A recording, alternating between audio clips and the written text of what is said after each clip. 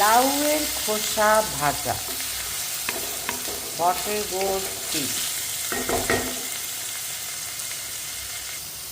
অনেকে এটাকে ছেচকি বলে।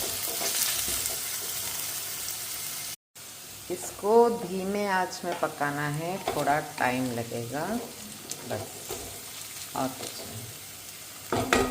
Slow and easy.